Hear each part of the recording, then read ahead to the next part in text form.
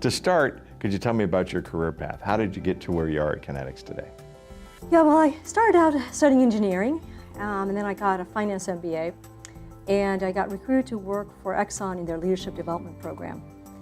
Pretty early on in my career, I set a vision for myself to become a global CFO of a multinational engineering or construction company. So I wrote down a 15-year plan. I had a great career with Chevron for almost 15 years. Managed to do about $4 billion in financing and $2 billion of acquisitions.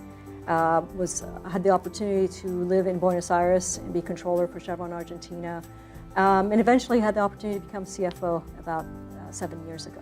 So research suggests men and women have different qualities when it comes to leadership. What do you think about that, and what's your experience been with gender equality in the workplace? I've given this a lot of thought. I find that my leadership style is both hard and soft. Maybe hard being what we think of more the masculine traits, and soft where we generally associate with more feminine qualities. By hard, I mean hard data and facts and analysis. My background is in engineering and finance. I love data and I love numbers, and I find that helps communicate and get people aligned, because we get data and it becomes a rational conversation rather than looking at people's biases or preconceived notions. When forming our strategy, for example, building our 5-year strategy for Kinetics, we did a lot of data analysis to understand what our core strengths were. We looked at over 600 projects over the last 3 years and looked at the correlation between our profitability and our geography or sectors or customers to try and understand what kind of projects we tend to have our strongest performance.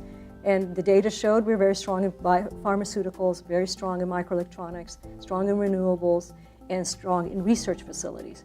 So that helped form the conversation because we used the hard data.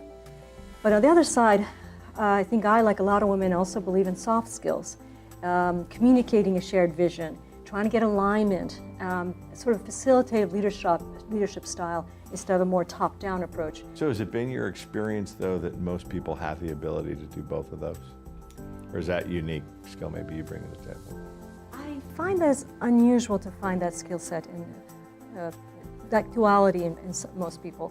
Great leaders tend to have it, to be able to understand the big picture, the strategy, but also the details and the facts, but also have the ability to communicate and share and motivate. Yeah, it's unusual to find it, that combination of skill sets in one person. So what advice would you give other women desiring to be in executive level positions? Well, I think there's 3 key success factors. One is a good education, 2 is great performance, and 3 is high visibility. And the advice would be the same for men or women. I think you'd say get a good education and then work hard and perform and deliver results. Where I think it becomes a little different is on the visibility piece. I'd certainly advise anyone who wants to be an executive and a leader to look for visibility. It's not good enough to have great performance if nobody sees it. But for women, it can be a little bit different and more challenging. Women tend to be a little bit more reluctant to speak up and to stand out. And even though sometimes they get more visibility, if they're a minority in an industry where there's not a lot of women, or in executive positions where there's not a lot of ladies, they might be more visible, but not necessarily in a proactive way that helps their careers. So that's where I think the advice might be slightly different to women, is to go out and seek opportunities and to be in industry events, mentoring, networking groups. So you've clearly moved up the ladder, Suzy. What goals do you still have for yourself that you want to achieve? Well, I may put a small plug for Kinetics, if I may. I'm very proud to be a part of this company. And we've achieved a great deal. This company we're celebrating our 45-year anniversary this year. We've had an excellent safety record, and we're known and have a great reputation for high quality and high integrity work. What I'd like to do is build on that. We've developed a strategy and a vision for the next 5 years. Our goal is to double our top line in the next 5 years and significantly grow our profitability in the bottom line. Are there any goals outside of Kinetics? You want to be president or CEO of a company? Sure, happy to take it on. Bring it on, like the new challenge. So we're also interested in getting to know you as a person. What are some of the things you like to do in your free time? Anything that gets me out of the office. I'm inside a lot of the time. I'm in the office a lot of the time, and I love working.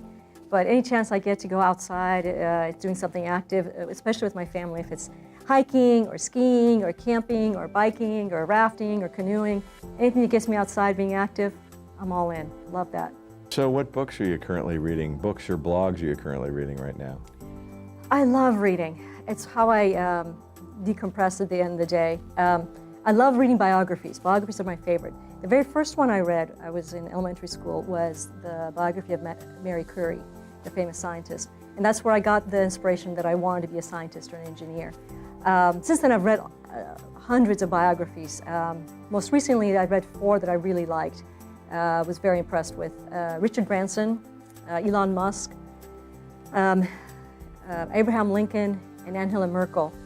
I love reading about leaders because you see their stories and how they got where they got. And reality is always stranger than fiction, so I find them really, really interesting. What fascinated me about Richard Branson was I read about a lot of famous, successful people, and he's clearly financially and professionally very successful, but he's also a very happy guy personally. And I was really impressed with how he managed that in his life.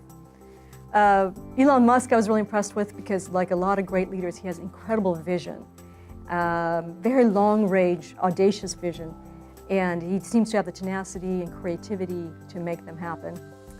And I read the book Team of Rivals about Abraham Lincoln, and what fascinated me is I had not appreciated how many setbacks he had in his life. I think what we don't realize about great leaders is we usually focus on their successes and achievements, but they usually had a lot of failures and a lot of struggles, and he clearly had a lot of those.